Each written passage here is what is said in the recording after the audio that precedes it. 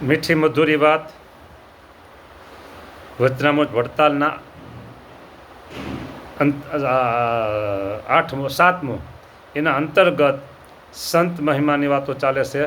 એમાં ભાગ આવ્યા આપણે આજે 34, તારીખ છે 24/6/2026, 34મો ભાગ છે. અત્યારે 34ના ભાગમાં આપણે અત્યારે વાત લેવી છે પુરાણી સ્વામી સદગુરુ શ્રી બાલકૃષ્ણદાસજી સ્વામી. ઓહો, વાત્સલ્ય મૂર્તિઓ, વાત્સલ્ય મૂર્તિઓ. ઓહો, કેટલી માતાઓના સદગુણો એ બાલસ્વામીના જીવનમાં આવેલા. કેટલી 100 માતા તો હજી ઓછું કહેવાય, 1000 માતાઓના સદગુણો એક બાલકૃષ્ણદાસ સ્વામીના જીવનમાં આવેલા છે. પહેલેથી લઈએ. આ સેવક જ્યારે વિદ્યાર્થી હતા ત્યારે કનુ ભગત અને બાલકૃષ્ણદાસ સ્વામી એમની જોડી હતી. જોડી એટલા માટે હતી કે કનુ ભગત વિદ્યાલયમાં પ્રિન્સિપાલ અને બાલકૃષ્ણદાસ સ્વામી સ્કૂલમાં શિક્ષક તરીકે સેવા આપતા. બરાબર. એટલે વિદ્યાર્થીઓના ક્લાસ લેતા હોય, સંસ્કૃત, બેયનો વિષય સંસ્કૃત.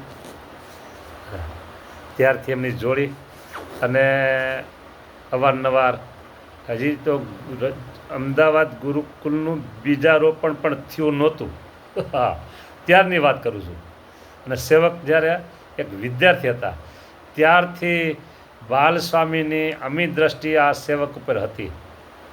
એટલા માટે કે આ સેવક ત્યારે મોહન સ્વામીની સાથે મકાન બાંધકામની જે સેવાઓ ચાલતી ને એમાં સેવાઓ તનતોડ આ સેવક કરતા. એટલે બાલસ્વામીની નજર કે આ છોકરો સેવાભાવી છે, દૈવી છે, મુમુક્ષુ છે. ત્યારથી મારી ઉપર બાલસ્વામીની નજર. હા, એક વખત છે રંભુજી પ્રસંગ, પણ મને ન કહેવાય પણ છતાં કહી દઉં. એક ખેલા છે ને અત્યારે જે સભા મંડપ કહેવાય, હા, ત્યાં કનુ ભગત, બાલકૃષ્ણ સ્વામી, મધુભાઈ શેખડા એ બીજા બેઠા હતા. સેવકે વાત કરી કે સ્વામી આપણા જે સામેનું ખેતર છે ને એમાં સાતી હાંકવું પડે એમ છે. તો આપણે પાંચાભાઈ કે ભૂરાભાઈ નામ ના પાંચાભાઈ એના એના 2 બળદ નજીકમાં ખેતર વાળી એનું, તો આપણે લાવી તો. એટલે સ્વામી કહે આપણે 2 બળદ લાવવા નથી, કે એક જ બળદ હાલશે. પછી મેં કીધું એક બળદ કેમ હાલે? એક બળદ આપણે લાવશો ને એક તમે છો ને. મને આ તેને જરા દાંત કાઢી હા, એક બાજુ તમારે જૂતવાનું કહે, એક બાજુ બળદ જૂતે કહે. આવી રીતે એક રમૂજ, મને એ રમૂજ હજી યાદ છે. આ અમદાવાદ ગુરુકુલને 50 વર્ષ થાય છે, તો આ 50 વર્ષ પહેલાંનો આ પ્રસંગ છે. હા, મેં ક્યારેય કોઈને કીધું નથી, એમને પણ આ ખબર નહીં હોય.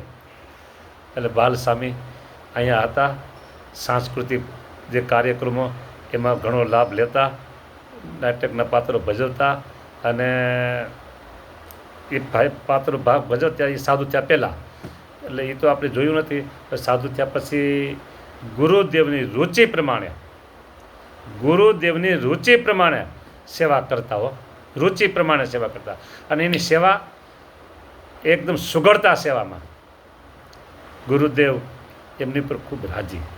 ગુરુદેવના મસ્તકમાં પાછળના ભાગમાં દુખાવો ઉપડેલો અને ઘણા બધા ઈલાજો કરેલા.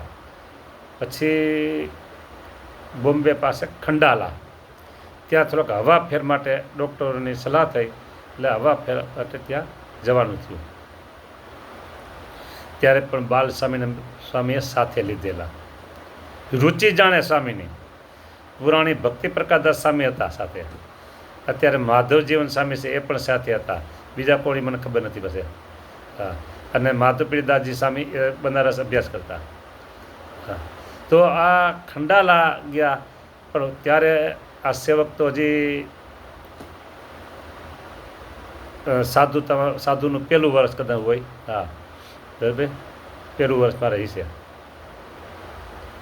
ત્યારે ગુરુદેવ એ રાજી એની ઉપર હતા, સાથે લઈ ગયા.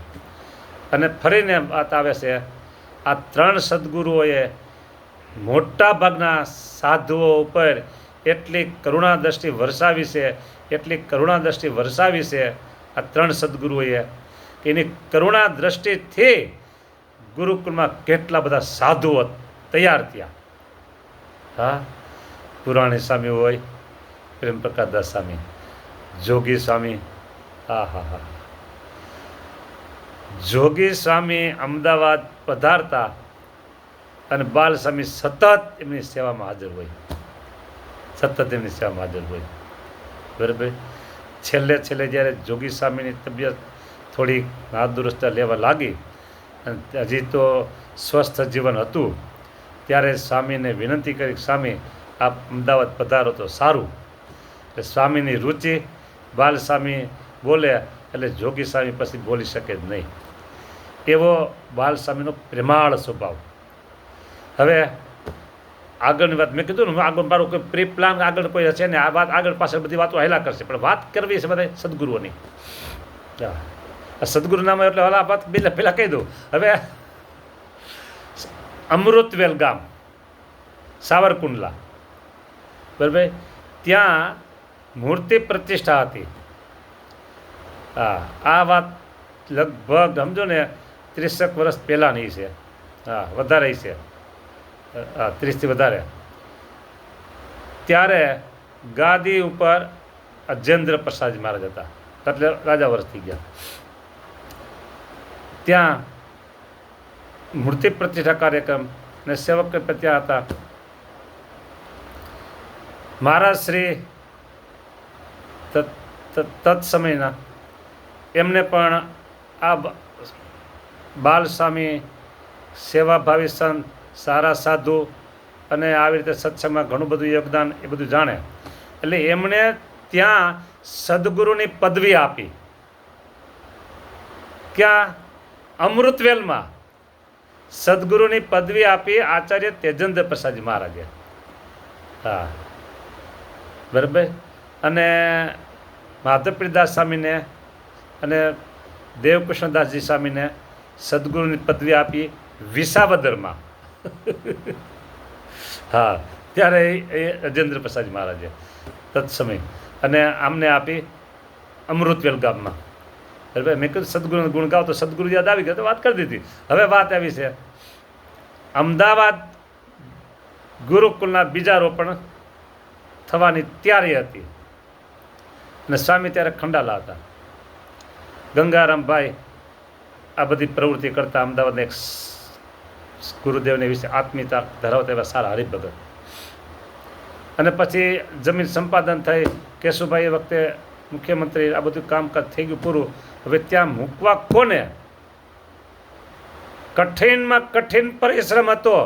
અમદાવાદ ગુરુકુલના પાયાથી ઉપર જે બિલ્ડિંગો કરવાને, પાયા ખોદવાને, ત્યાંથી માંડી અને બિલ્ડિંગો થાય ત્યાં સુધી કઠિન પરિશ્રમો, કઠિન તપશ્ચર્યા હતી. એ વખતે રામાનુજ સ્વામી, અત્યારે ભાયાવદર ગુરુકુળ છે, અને વિષ્ણુ સ્વામી, એ બધા એમની મદદમાં હતા. બીજા કોણ છે યાદ નથી. હવે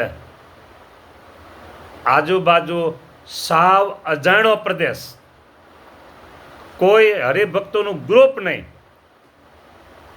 બરાબર. વિષમ પરિસ્થિતિ હતી ત્યાં, વિષમ પરિસ્થિતિ હતી. હા, સંપ્રદાયના ધારાધોરણ મુજબ ત્યાં થોડીક વિષમ પરિસ્થિતિ હતી, અને એમાં ગુરુકુલના બીજા રોપણ થયા. 16 વીઘા મોટા થયા, અને ફળ ફૂલ મીના આવવા. અને ત્યારે બાલસ્વામી ઉપર ખરેખરી કઠિન પરિશ્રમ, કઠિનમાં કઠિન કસોટીઓ હતી.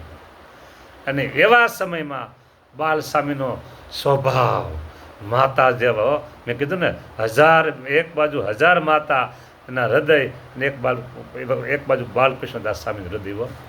હા, અને સ્વામીએ પોતાની કુનેહથી, પોતાની જે આમ છે ને કે ચતુરાઈ, હે એનાથી એને જે કામ લીધું ત્યાં ઓહો અદ્ભુત કામ લીધું. આજે એ કામ લીધું એમાં પાછળના બધા જ સંતો આજે એ કેસર કેરીના મીઠા ફળ હોય ને એવા મીઠા ફળ જો ખાતા હોય અમદાવાદ અને એચજીવીપી છારોડીમાં મીઠા ફળ સંતો ખાતા હોય તો બધો જ આભારી છે, બધી જ આભારી છે બાલકૃષ્ણદાસ સ્વામીની. હા બરાબર. એટલે બાલકૃષ્ણદાસ સ્વામીએ ગુરુદેવ શાસ્ત્રીજી મહારાજની રુચિ પ્રમાણે રહી અને આ બધી સેવાઓ કરેલી છે. સાધુતા એને આ ગુરુદેવના મંડળમાં કોઈ પણ મોટા સદગુરુ હોય કે નાના સાધુ હોય, કોઈએ પણ સાધુતાના જે શણગાર, સાધુતાનો સ્વાંગ એમાં કોઈએ પણ થોડી ઘણી પણ છૂટછાટ આવવા દીધી નથી.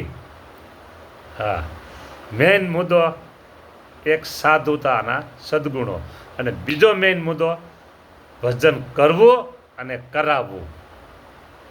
ભજન કરવું અને કરાવવું આ બાલકૃષ્ણદાસ સ્વામીના જીવનમાં. બરાબર. અને આજુબાજુ ખાખરિયા પ્રદેશ હોય, બીજા ત્રીજા વિસ્તારો હોય, હિંમતનગર હોય, ચારે બાજુ વિચરણ થાય, હરિભક્તો આવતા થાય, વિદ્યાર્થીઓ આવતા થયા અને એમ કરતાં આજે અમદાવાદ ગુરુકુળ એક વિશાળ વટવૃક્ષ બની ગયું છે. વિશાળ વટવૃક્ષ બની ગયું છે. એ બધોય ફાળો જતો હોય ને યશ ફાળો તો બાલકૃષ્ણદાસ સ્વામીનો. હવે એના જીવનમાં એ પુરાણી તરીકે કથા વાર્તા પ્રથમ આફ્રિકાની યાત્રા ગુરુદેવની હતી ત્યારે બાલસ્વામી સાથે હતા. અને જે સાંભળેલું અનુભવેલું બધું ન હોય, મારું સાંભળેલું હોય તો ત્યાં પણ એ સવારમાં વહેલા ઉઠીને કચ્છના હરિભક્તો હોય અને નિષ્કુળાનંદ સ્વામીના કાવ્ય ઉપર સ્વામી એવી કથા કરતા. હા, અને રાગય પ્રભુએ એવો આપ્યો જ્યાં પ્રભુ અઢળક ઢળે છે ને ત્યાં પ્રભુ ઢળે એટલે પ્રભુના સદગુરુ સંતો ઢળતા હોય છે. અને પરિણામે ત્યાં શું કહેવાય, આ ચરોતરની લીલી કંજાર ઊભી હોય ને એવા સદગુણો પાંગરે છો. એવા સદગુણો પાંગરા બાલસ્વામીમાં, એવા સદગુરો પાંગરા માધવપ્રિયદાસજી સ્વામીમાં, એવા સદગુરો પાંગરા દેવકૃષ્ણદાસ સ્વામીમાં. કારણ હું 3 આંગળા કરલો તમે સમજી ગયા. 3 સદગુરુઓ. સદગુરુનો જે રાજીપો અને એના આશીર્વાદ છે ને એ આ સેવક એવું માને છે કે ગુરુકુલ પરિવારમાં જે બધા મોટા મોટા સંતો એ કાંઈક ઊંચી સ્થિતિને પામ્યા હોય તો આ 3ના આશીર્વાદ મને ચોક્કસ દેખાય છે. હા, એ ચોક્કસ દેખાય છે 3ના આશીર્વાદ.